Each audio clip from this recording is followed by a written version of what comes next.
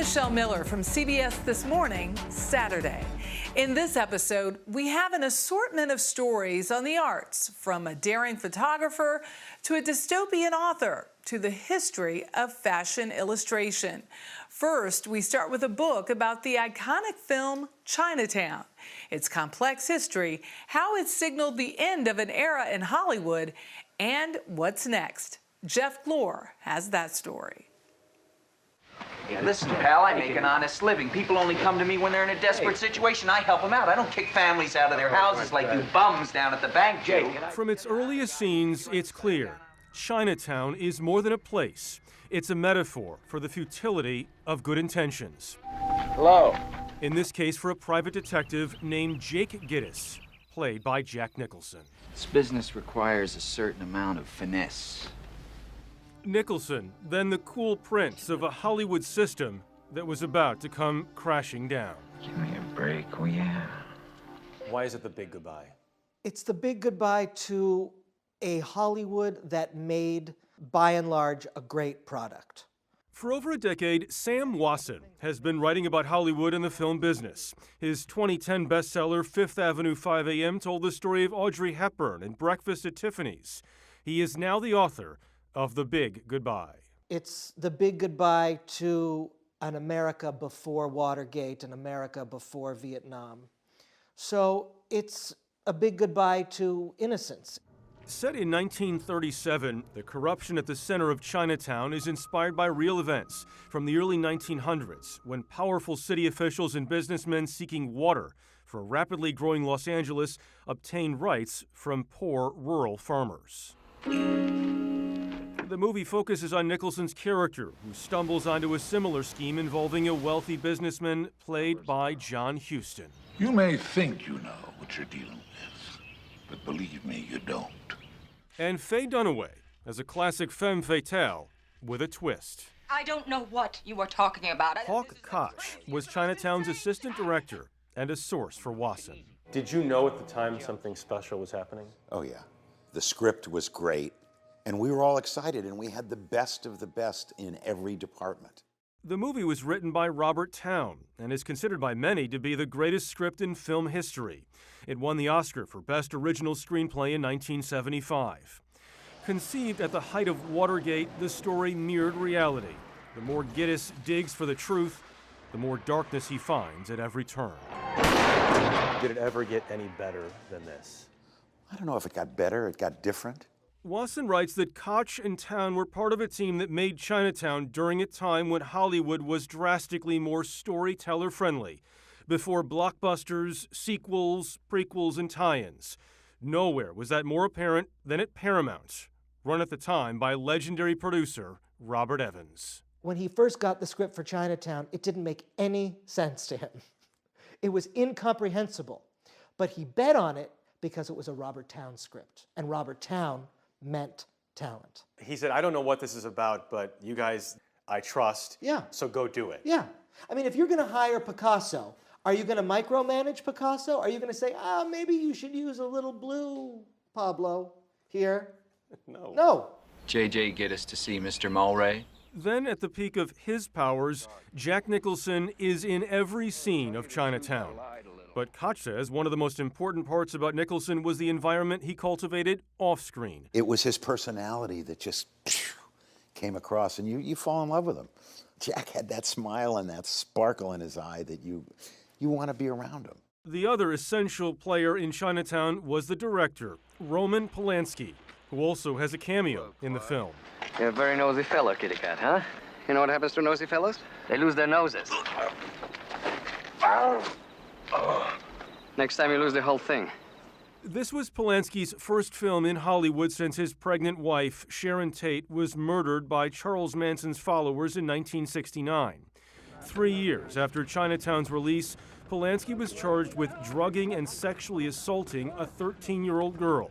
He pled guilty to a lesser crime of sex with a minor, but fled the country before sentencing. I think it's impossible for a lot of people to have any discussion of Polanski, the filmmaker, given what happened.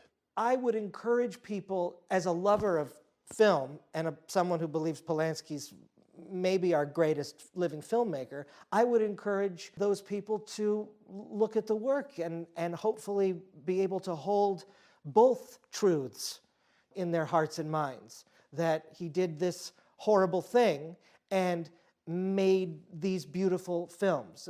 Reality includes both.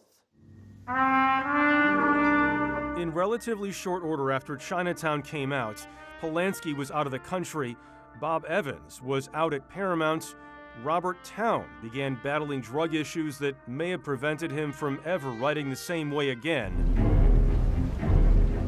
And a landmark Hollywood movie arrived. You're gonna need a bigger boat. Jaws, the original blockbuster. That's a 20-footer. 25. You see a lot of money that would normally be allocated for production, not going on the screen, but going into marketing campaigns. The actual artistic component becomes less and less and less important to the bottom line, and that's given way to the world that we have now. It's a sad book. Now you're making me sad. It's a sad book, but It's not. I disagree. it's not. Well, thank you for saying that. I disagree. I think it's energizing to read about something that someone's passionate about. Well, thank you. I think, and that doesn't mean it's sad. And you're right. You have to be passionate in order to be sad. You have to love something, Okay. you know, and if losing it means anything. And that's what Chinatown is. I mean, Chinatown is loving something and losing something. Wasson has a grim view of whether today's Hollywood can ever produce original movies like it did in the early 1970s. Hawk Koch is a little more hopeful. Evelyn, put that gun away. Let the police handle this. He owns the police! Could a movie like this be made today? Boy, I hope so. I would hope so. There are still people in our town that want to make really good stories. We're storytellers. I'm very proud to have been part of this film. Very proud. Forget it, Jake. It's Chinatown.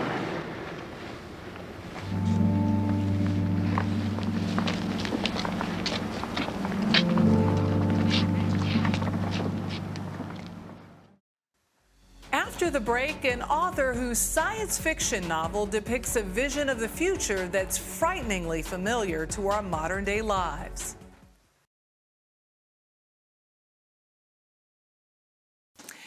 In the novel The Warehouse, a company is so bent on profits its employees become modern-day slaves. It's a work of fiction, though not far from reality. I sat down with the author. Creepy basement. Very creepy door. basement. Beneath the hustle of downtown New York City. Miss this place? I do. This is my old desk. Author Bob Hart shows us his old work digs to make a point. It was way messier when I was here. No. Working at the mysterious bookshop gave him both value and time. It was nice to be able to go home from work when I was supposed to go home from work, not at like 9 or 10 o'clock at night. And he took a pay cut from the world of journalism to do it. So by coming here, it was a chance to sort of like exhale a little bit, spend time with my family, which again is getting harder and harder to do under this economy. It's a far cry from the world he creates in The Warehouse, a dystopian cyber thriller where big tech surveils workers to increase productivity and profits. The book's based on this company called The Cloud. Yes. Any particular company out there? Totally fictional. Made Totally? it up completely in my head. Absolutely. Yeah. I did a ton of research on this, and really it was reading about how all these major corporations sort of treat us like disposable products, like we are the food they eat to grow bigger. To peg it down to any one company, I think, is almost dangerous. Do workplaces like that actually exist the way you describe in the book? In large part, yeah. So in The Warehouse, there's a live-work facility. This company gets so big that they just build dormitory housing for their employees so that you work there, but you also live there, so you never really go home anymore. And that's the Foxconn model in Asia. Hart's world pumps steroids into current workplace practices and unravels the consequences. In the book, Black Friday is taken to the extreme. I actually covered a woman who was trampled to death in a Black Friday opening at a Walmart. I'll never forget it. Imagining a world where deadly confrontations in stores during the holiday season stoke fear in shoppers. At the end of every Friday after Thanksgiving, you see the footage of people who are like practically knocking down doors so they can get $20 or $30 off on a TV. Even worse now, companies are making people go into work on Thanksgiving to start early, which is just really reprehensible. He also explores Big Brother run amok via our smartphone devices. You have an Apple Watch too? Yeah. I bet somewhere in some computer system there is a map of everywhere you and I have ever gone while wearing these. And that doesn't scare you? It's terrifying. But again, I have it and I wear it because it's cool and it's fun, you know, and this is that trade-off that we make where we've sort of surrendered a little bit of our privacy for convenience. It all spawned from the chance readings of 2 articles, the first in Mother Jones. It was called I Was a Warehouse Wage Slave. And she got a job in a fulfillment center, and they were really running people into the ground to meet these insane standards. And yet people are still lined up around the block for these jobs because they set up in economically depressed areas. And I remember reading that and thinking, there is a book here. He filed that away until he came across this New York Times article in 2014. Maria's story kind of put the human face on it. According to the medical examiner, Maria Fernandez died after breathing gasoline fumes while sleeping in her car between shifts. Maria worked at 3 Dunkin' Donuts part-time. And it was just this horrifying story. The year that she died, she was struggling to pay $550 a month on a basement apartment in Newark. And that same year, the CEO of Dunkin' Donuts made $10 million. And at the end of the day, the cost of that compensation was Maria having to sleep in her car. It's the same toil for Hart's characters, Zinnia and Paxton, questioning their place in an alternate, brave new world. I feel like your book is going to force a lot of questions. I think that we need to start being a lot more proactive than we have been. You know, I've made compromises and I've made bad decisions. But I think that a really good first step is if we just start thinking a little bit. So you want people to have an aha moment. I could have written a bunch of articles, a bunch of nonfiction articles about this. The thing about fiction is that it's about empathy. You know, it's about sort of being in someone else's shoes and understanding someone else's life. It sits with you differently. It's a way for you to relate to someone else's story and sort of see those common and connecting threads. And so that's why it just felt like fiction was the right avenue for this.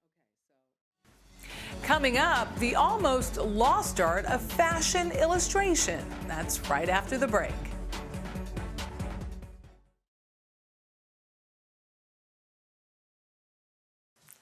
They combine artistic skill with the flair of fashion. Illustrators were once stars of what feels like a bygone era. CBS This Morning co-host Anthony Mason has the story with a personal touch. His late stepfather started in fashion illustration, working for magazines like Vogue and Town and Country in the 50s and 60s. Here's Anthony. Perfect. I love it. It's great.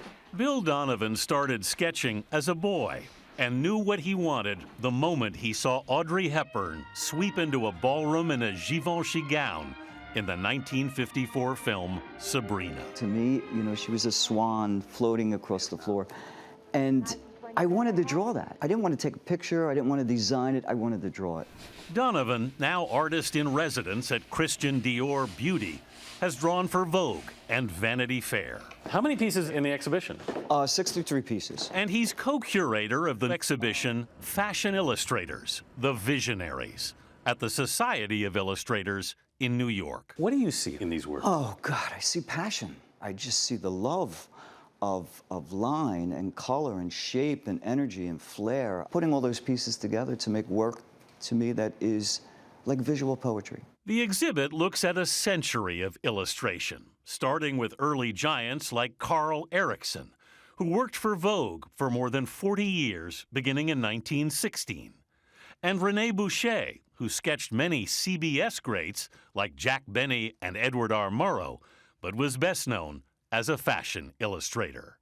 The greats all had a distinct style, like this Todd Draz drawing from the 1950s. I mean, look at the feathered hat. It's chaotic, it's energized. Yeah. It's one of my favorite drawings. Or Joe Eula, Halston's creative director, who dashed off this sketch of Martha Graham. The brilliance of it is the spontaneity, the energy. And you could feel her dancing, you could feel her moving. Women illustrators were rare in women's fashion, but Barbara Perlman broke through. I love this piece because she's striking and she's staring right back at you. Some of these illustrators became real stars. Most of them are stars. Most of them are legendary. Almost every single person we selected has a legacy. Like Glenn Tunstall, who made his name drawing for the fashion Bible Women's Wear Daily in the early 1970s. And I found people recognized me. I would even get fan mail. You don't know how they knew. No. But they knew. They knew. Tunstall, who came from Detroit, was a pioneer. I was there as the first black illustrator at Women's Wear. Was that your dream job? Yes. I think it was everyone's that was a fashion artist. What makes a great fashion illustrator? It's this fluency with drawing, whereby not only can you draw what you see, but you can easily exaggerate. Is it also drawing what you feel? And drawing what you feel. You bring your personality, yourself into it. The commercial options for illustrators have dwindled, with photographers replacing them on the runway and magazines in decline. Is the magazine market pretty much gone? I don't want to answer that. Fashion illustrator Sarah Singh. It still exists because people want to do it, and I want to do it. Why do you want to do it? Because it's fun. I've had it ever since I was little that I need to draw. It's an addiction. Singh, who works quickly in ink, will then scan her illustrations and alter them in the computer. She's drawn for Vogue, Elle Decor, and Tiffany, and also shows her work on her Instagram page. When you get your work published online, it's up forever before it might just end up in the dentist's office. You get appreciated. Yes, you get appreciated. Not fed, but appreciated. Singh says Bill Donovan is one of a new generation of illustrators keeping the craft alive. A lot of people don't take this seriously as art, but I bet you see it as art. I see it as art, and I've always seen it as art. It's a special form of art that doesn't exist anywhere else. And just sit back. My intent is to capture a moment. I can just draw your face. When a woman walks into a restaurant and she's beautiful and she just quietly turns over her shoulder and gives a glance, it's so alluring. And that's what I try to capture, that essence, that spontaneous moment that happens. There's an intimacy that is created when you're drawing live. I think people want some of that back. Our last story is an inside look at a famous photographer's journey from a kid with a camera to photographing a wolf on Sunset Boulevard. Coming up after the break.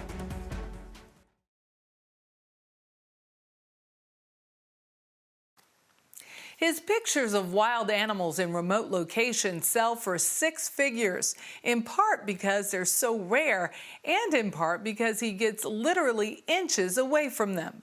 Jeff Glore has an inside look. Let's make some magic. This is it. I've always believed that the best photographers stand in front of the most interesting things. It's really that simple.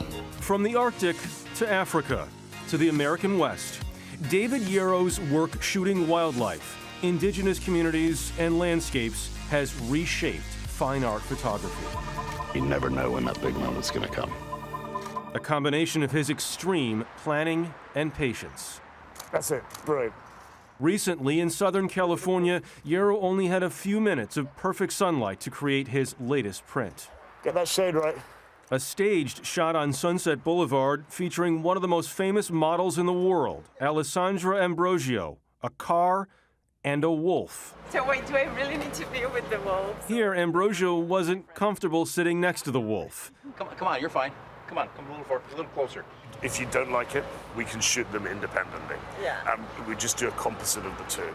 That's it. Get that light on him. So Yarrow improvised. You've got to get that wolf further forward in the car. You have Sunset Boulevard shut down, people honking at you like crazy, a wolf. Four wolves. Four wolves. He brings backups just in case. The photo, titled Chateau Marmont, was half of Yarrow's Wolf of Wall Street idea, an homage to the Martin Scorsese-Leonardo DiCaprio film. We don't start dialing at 9:30 because our clients are already answering the phone. You all know this scene early on in The Wolf of Wall Street. He did one picture outside and one inside a trading room. Everyone ready? Go for it. With Jordan Belfort, the man the Wolf of Wall Street is based on. Yarrow's usual goal is to get as close as possible to animals of all kinds. That includes traveling to South Africa with British model Cara Delevingne to shoot her in front of a lion.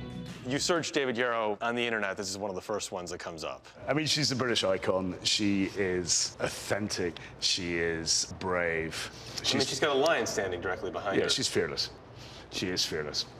Yarrow has also come face to face with black panthers, elephants, captured here with a special wide-angle lens, and tigers. Tigers will kill you. Tigers are the most vicious animals in the world. They will kill you for fun.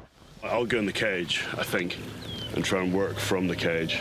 Is there ever any fear? There's fear of failure, which is always good, but fear of personal safety. Never with animals. With people, yes. I mean, my scary moments have always been with people, because people can buy weed, they can get drunk, and they can buy guns. Animals can't do those three things. One of Yarrow's most famous photos is a kind of selfie with a polar bear, where if you look closely, you can see his silhouette in the bear's eyes. I heard somebody say once that most people survive attacks with black bears or grizzlies, but nobody's ever survived an attack from a polar bear. I think that's probably true. And yet you're right there in its face. Well, we do more than that, because they're very sweet-toothed. So you've always got to be downwind from them. Never be upwind from a polar bear, because they won't smell you. But if you're downwind, and then you cover yourself in chocolate. But we always say, don't do it at home. David Yarrow first became interested in photography as a teenager, snapping pictures of sporting events in England. But following parental and economic pressure, he shifted to banking.